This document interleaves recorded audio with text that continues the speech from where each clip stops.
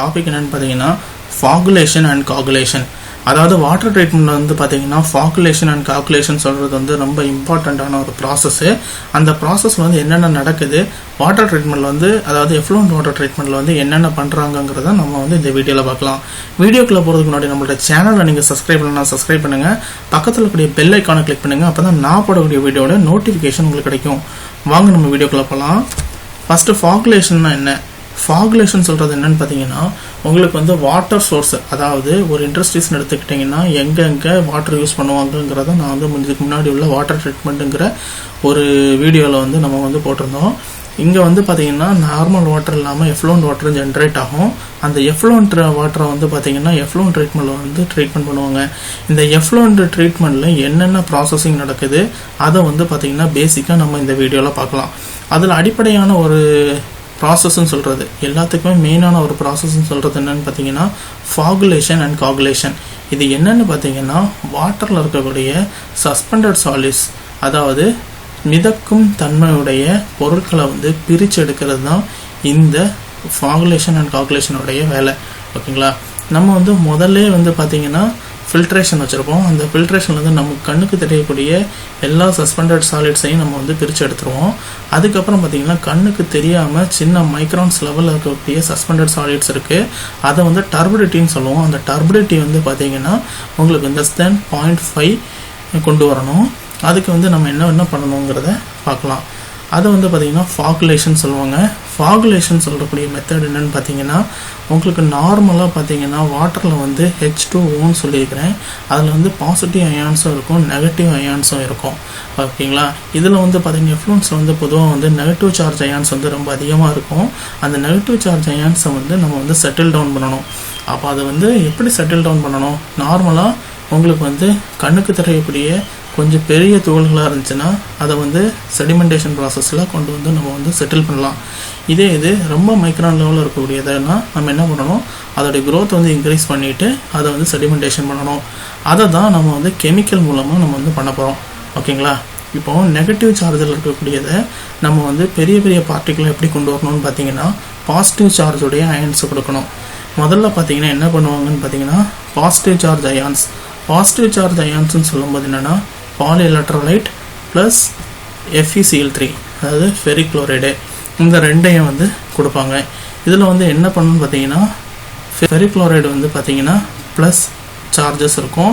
Already negative charges இருக்கக்கூடியது plus charges கூட meet ஆகும்போது பார்த்தீங்கன்னா உங்களுக்கு வந்து ஒரு பாண்டு கிரியேட் ஆகும். பாண்டு கிரியேட் ஆகும்போது என்ன ஆகும், சின்ன சின்ன மாலிகுல்ஸ் எல்லாமே ஒன்றா சேர்ந்துக்கும். ஓகேங்களா? இதை வந்து பார்த்தீங்கன்னா Flocculation சொல்லுவோம். Flocculationக்கு அப்புறம் பார்த்தீங்கன்னா Coagulation சொல்லுவாங்க. Coagulation சொல்கிறது என்னென்னா Flocculation பண்ணது வந்து என்ன பண்ணோம், நெகட்டிவ் சார்ஜ் இருக்கக்கூடியதை பாசிட்டிவ் சார்ஜ் கூட மிக்ஸ் பண்ணிவிட்டு நியூட்ரலைஸ் பண்ணி வச்சுருவோம். அந்த மைக்ரோ ஆர்கன்ஸ் பார்த்திங்கன்னா ரொம்ப சின்னதாக இருக்கும். அதை வந்து பெரிய பெரிய மைக்ரோ ஆர்கன்ஸாக மாற்றணும். அதை வந்து பெரிய மைக்ரோ ஆர்கன்ஸாக மாற்றினதுக்கப்புறம் தான் கிராவிட்டியில் வந்து அது வந்து கீழே வந்து தங்கும். அதுக்கு வந்து என்னென்ன பண்ணுவோம்னு பார்த்தீங்கன்னா ஆலம்னு சொல்லிட்டு ஒரு கெமிக்கல் இருக்குது. அந்த கெமிக்கலை போடும்போது என்ன ஆகும்னு பார்த்தீங்கன்னா சின்னதாக இருக்கக்கூடிய மைக்ரோ ஆர்கன்ஸை வந்து பார்த்தீங்கன்னா இது வந்து ஈர்த்து இதை வந்து பெரிய பெரிய துகள்களாக மாற்றும். பெரிய துகள்களாக மாற்றிட்டு இது என்ன பண்ணும், பெரிய துகள்கள் என்ன பண்ணும், கீழே வந்து கிராவிட்டி ஃபோர்ஸில் வந்து செட்டில்மெண்ட் ஆகும். ஓகேங்களா? இந்த ப்ராசஸ் தான் நம்ம Coagulation சொல்கிறோம். இது கூட நம்ம என்ன பண்ணுவோம்னா பாலிஎலக்ட்ரோலைட்னு சொல்கிறது என்னென்னு பார்த்தீங்கன்னா உங்களுக்கு வந்து இதில் வந்து Coagulation ப்ளஸ் Flocculation ரெண்டுமே இந்த கெமிக்கல் வந்து ஆக்டிவ் பண்ணும்.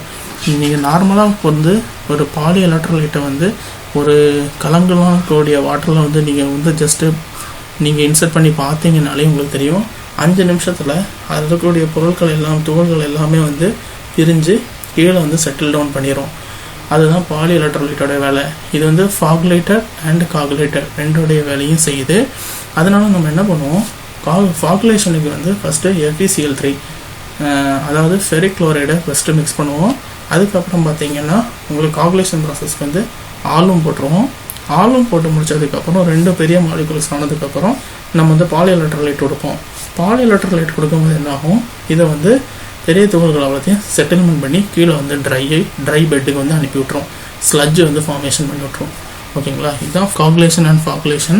இந்த ஆக்டிவிட்டிஸ் எல்லாமே எங்கே நடக்கும்னு பார்த்தீங்கன்னா உங்களுக்கு வந்து ஒரு கிளாரிஃபயர்னு சொல்லுவாங்க. அந்த கிளாரிஃபயரில் தான் நடக்கும். இதில் கிளாரிஃபயர்னு சொல்கிறது என்னங்கிறத பார்க்கலாம். இந்த படத்தில் காமிச்சிருக்காங்கல்ல, இதுதான் கிளாரிஃபயரு.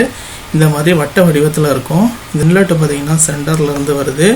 இந்த சென்டரில் இருந்து வரக்கூடிய வாட்ரு வந்து என்ன ஆகும், இந்த ஃபஸ்ட்டு வாட்டர் இருக்குது பார்த்தீங்களா, இந்த இடத்துல தான் உங்களுக்கு வந்து இந்த ரியாக்ஷன்ஸ் எல்லாமே நடக்கும்.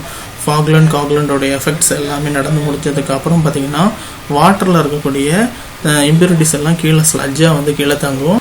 இந்த வாட்டர் வந்து அடுத்தடுத்துக்கு வந்து ஓவர்ஃப்ளோ ஆகும். ஓவர்ஃப்ளோ ஆகிட்டு அது வந்து செட்டில்மெண்ட் டேங்கு. இந்த செட்டில்மெண்ட் டேங்க்லேயும் உங்களுக்கு வந்து மேக்ஸிமம் எல்லா ஸ்லட்ஜுமே வந்து செட்டில் ஆயிரும். அதுக்கப்புறம் பார்த்தீங்கன்னா இதில் வந்து நாச்சு வச்சுருப்பாங்க. அதாவது இந்த சைடில் பார்த்தீங்கன்னா வி ஷேப்பில் வந்து நாச்சு இருக்கும். அது மூலமாக வந்து பார்த்திங்கன்னா உங்களுக்கு வந்து அடுத்த கிளியர் வாட்டர் டேங்கில் வந்து இது வந்து விழும். அதுலேருந்து வரக்கூடிய வாட்டரை வந்து நம்ம என்ன பண்ணுவோம்னா இன்னொரு ஸ்டோரேஜ் டேங்கில் வந்து எடுத்து வச்சுருவோம். அந்த கிளியர் வாட்டர் ஸ்டோரேஜ் டேங்கில் இருந்து பார்த்திங்கன்னா 2 மீடியா ஃபில்டர்ஸ் இருக்கும். ஒன்று டுவெல் மீடியா ஃபில்டர், இன்னொன்று ஏசிஎஃப் இருக்கும். அதுலேருந்து வரக்கூடியது நேரம் உங்களுக்கு வந்து ஆர்ஓ பிளான்ட்டுக்கு போயிடும். ஓகேங்களா.